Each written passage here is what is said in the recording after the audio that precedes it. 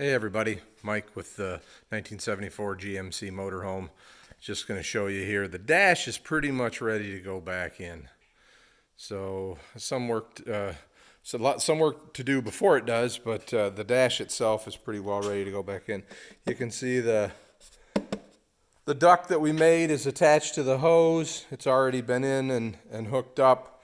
And you can see this is what's left of those defroster ducts that we worked on. I've got them, I don't know if it shows very well or not, but I've got them all siliconed in place, kind of siliconed over some of the holes. There, you know, the duct is attached, but it's siliconed right in place, so it's going to stay there. There's the modification I made to the center duct. This one comes straight through, and then maybe with there's this one, you can see a little bit better the silicone. Like I said, it's not pretty, but remember it's underneath. Just trying to get as much of the air that this thing puts out going up to the windshield all the way across. So you can see that ain't going anywhere. And once it gets screwed in place, everything will be ready to go. So today I'm going to finish up sealing up some of the major holes from the ventilation system in the cabin. You can see I've already got that one sealed up. Basically, I make the patch.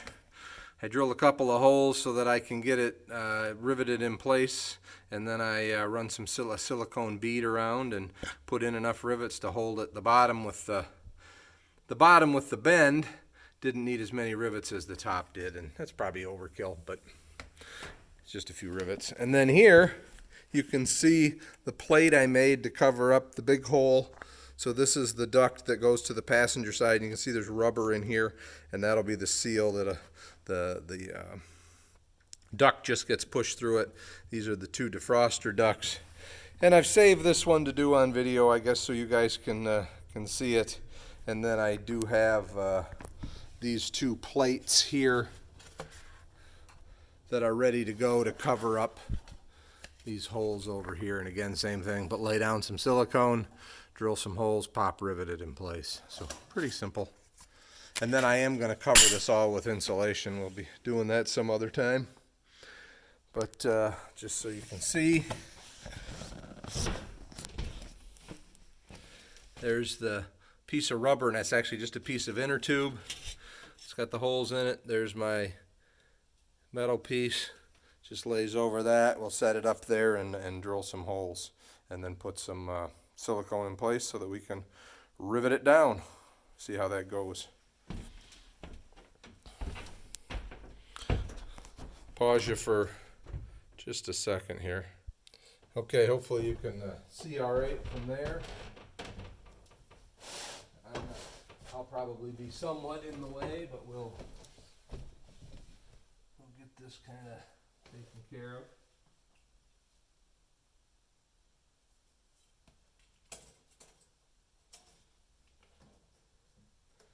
So these holes, the hole through the firewall and the hole through this plate are the same, so I'm going to line those up.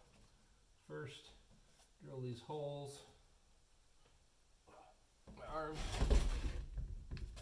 gloves on here, so if that slips I don't cut myself.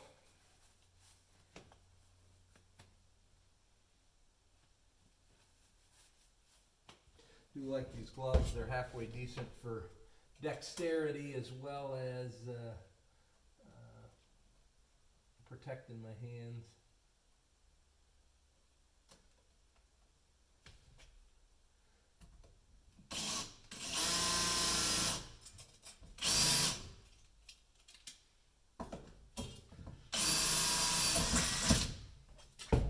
There's one hole.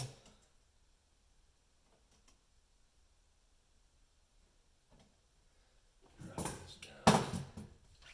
The diagonal one.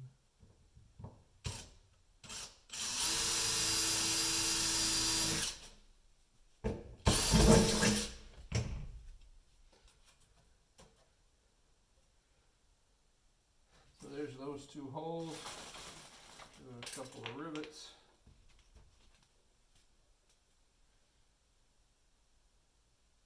It's ready.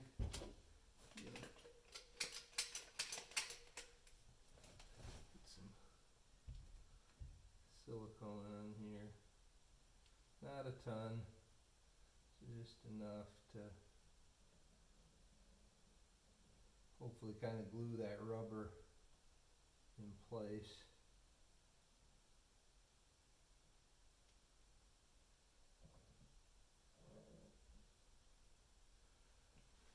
Alright.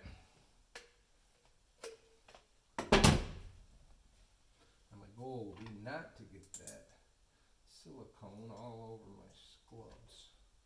I won't tell you I was completely successful yesterday with that. Hopefully you guys can hear me. But so there are a couple of pop rivets through the system. And now I did, the other days I was using the hand riveter. I did switch to my air riveter, pulling these bigger rivets. It can be a little bit painful.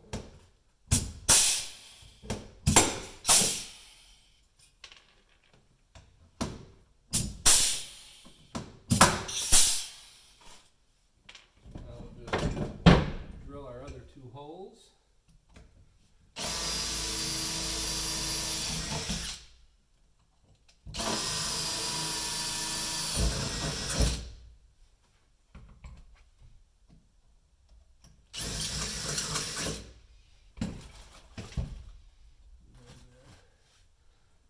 The rivets in.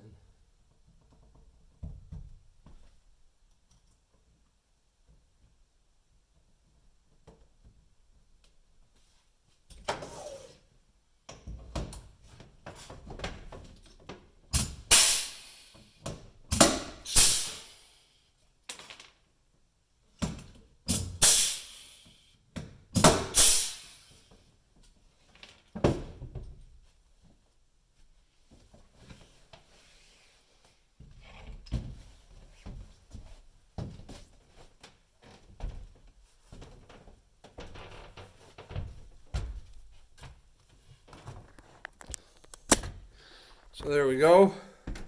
You can see how that went. I will roll the top of that metal around that corner. I may put a rivet right in the top in that thin section, but that's kind of what I've done.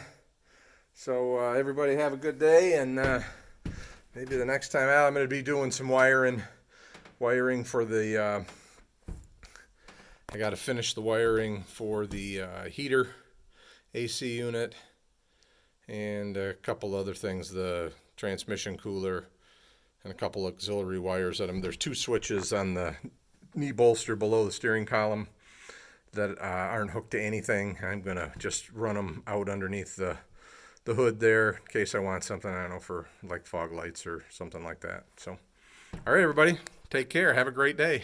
And actually, just so you know, I did miss my deadline.